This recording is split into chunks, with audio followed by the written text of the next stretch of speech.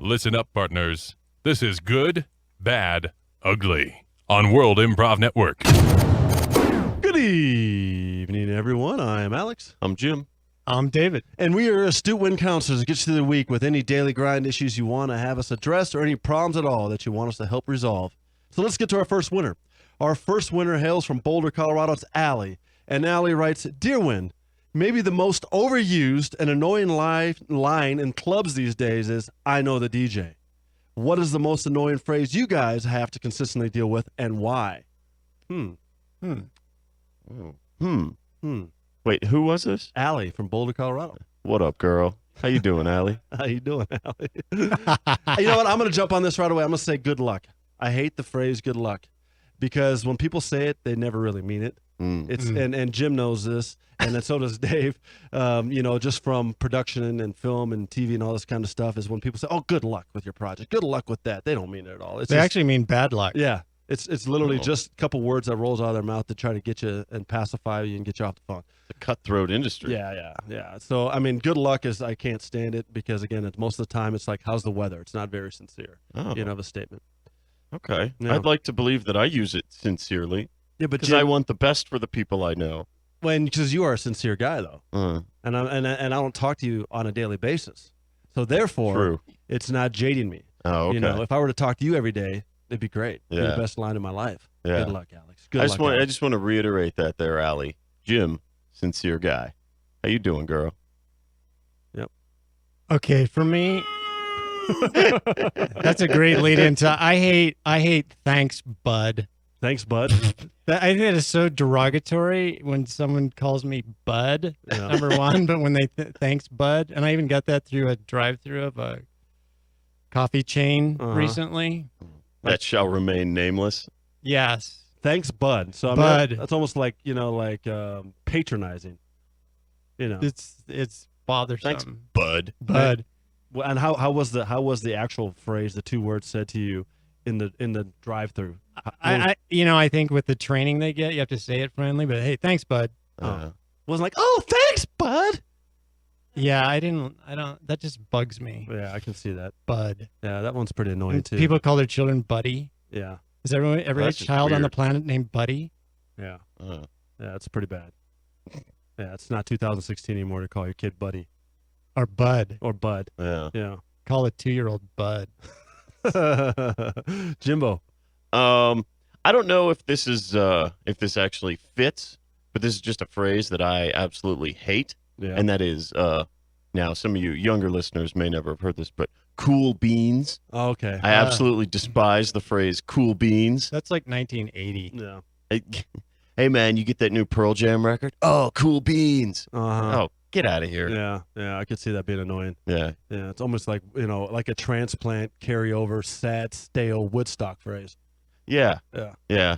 That's horrible. Pretty tight. Yeah, pretty tight. It's pretty lit. All right, Allie, there you go. That's what we think, and I can understand. I know the DJ because everyone there in the club probably thinks they know the DJ and they want to brag about it. Well, Martha from New York writes, Dear Win, after the newest leaked audio from Hillary's campaign, which said Bernie supporters are just dumb children of the Great Recession, it's becoming harder and harder for me and my girlfriends to find a reason to support or like her. Your thoughts? Wow, okay. What do you think? Martha from New York is having a hard time even remotely liking Hillary because of the new leaked audio about busting on Bernie supporters. Well, what up, girl? How you doing? That's right. 2 in a row there, Jimbo. Yeah. What up, girl? Just letting you know, Martha, Bernie and we're pretty tight. The thing about Hillary is you don't have to like her. You just have to do what's right and what's best in the long run. Oh, wow. Okay. Dave, what do you think? Yeah, I think there's going to be a lot more leakage the closer we get to the election. Yeah, I mean, she's very old. True. Yeah. So before that, I mean, there's 30-something days left, Dave. I mean, what do you think?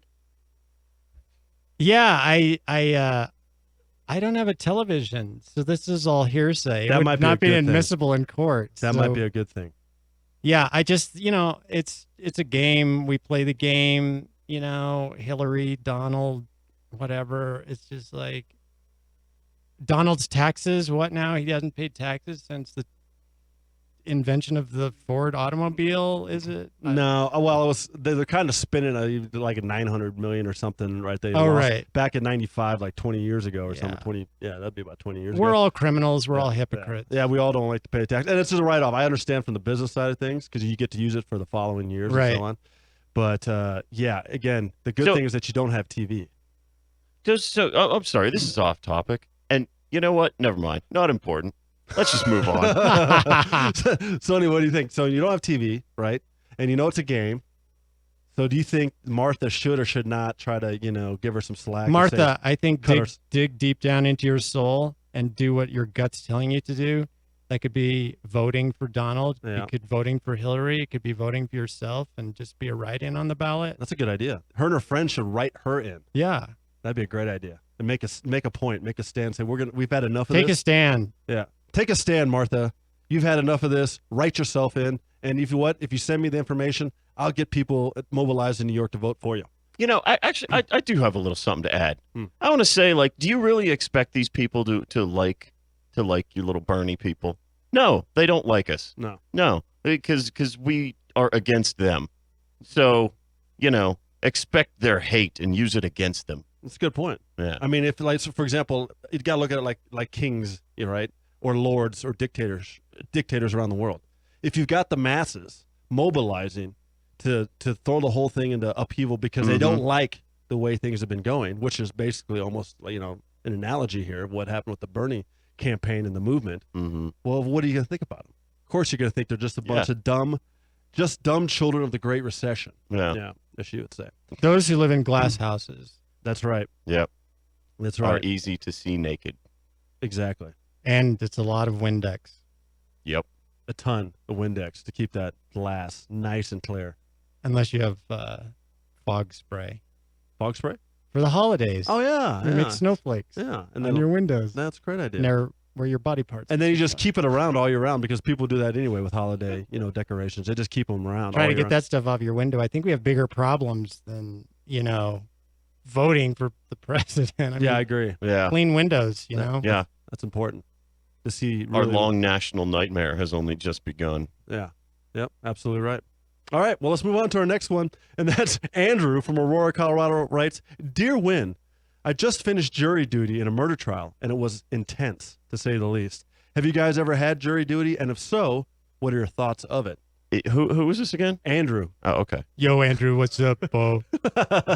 But I have nothing to add. Nothing to add. It's Andrea from Aurora, Colorado writes, Hey, what up, girl? How you doing, Andrea? wait, are we still on jury duty? Yeah, Yeah. jury duty. I'll jump on this right away because I had kind of an intense jury duty myself.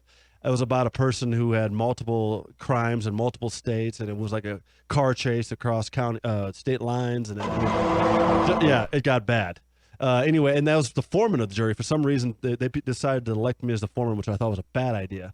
And then after deliberation, which took quite some time, we had to go out there, and then they say, your full legal name, how does the jury rule? And then the guy is looking at me. He's facing life here, right?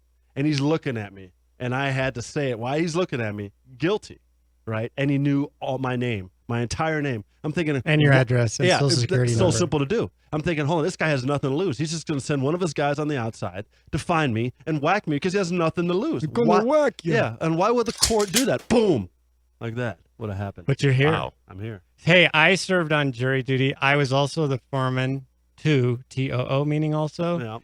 And it was a car accident. The police arrived. Everyone who was in the accident was outside of their cars. He says, get back in your cars. So everyone goes back to the car. Anyway, long story short, they were trying to cut a deal. Mm-hmm. And this woman, guilty as the big H, Mm-hmm. was on trial. And she said, her argument was, I got back in the car. She said I was sitting in the back seat, but she was the one driving. Now, mind you, if a cop caught you in an intersection, he told everyone to go back into their car so they could sort this out, everyone would go back to where they were sitting. Your brain wouldn't be processing fast enough. Uh-huh. Anyway, she was totally guilty. We didn't have enough factual information to convict her. And plus, everyone else on the jury, I think minimum age besides myself was 116. So they just wanted to collect their $25 and eat the stale pretzels.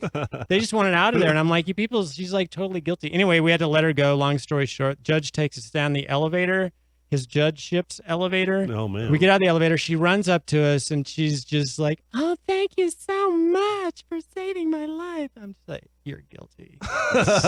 Don't look at me. Give me that pretzel back. That's right. And you know what? We got one more little piece of inspiration, get you the rest of the week. Known as Horoscope Corner. Love, fortune, status. Let us do your astrological chart. Horoscope Corner on World Improv Network. Oh, hey there. Are you an Aquarius? Well, you're going to be the Aquarius unless you go to the World Improv Network on YouTube. We got a channel over there. Subscribe, like some videos. Check us out on Facebook, the World Improv Network. Like us over there. We have a group. Check us out on Twitter, at World Improv Net. You can send us suggestions. We will use those on the show to inspire our segments. You can also check out the podcast for the show every week. That's on iTunes and Google Play. The World Improv Network. Subscribe, download some episodes, leave some reviews. That helps us out a lot.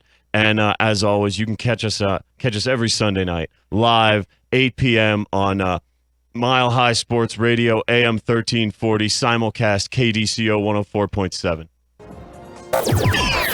Thanks for listening to Win on Mile High Sports Radio. Don't forget to be a winner and interact with the cast by sending your suggestions or questions for each show segment throughout the week by hitting them up on Facebook at World Improv Network, on Twitter at World Improv Net, or by calling into the Mile High Sports Radio studio line on Sundays before or during the show. See you next week.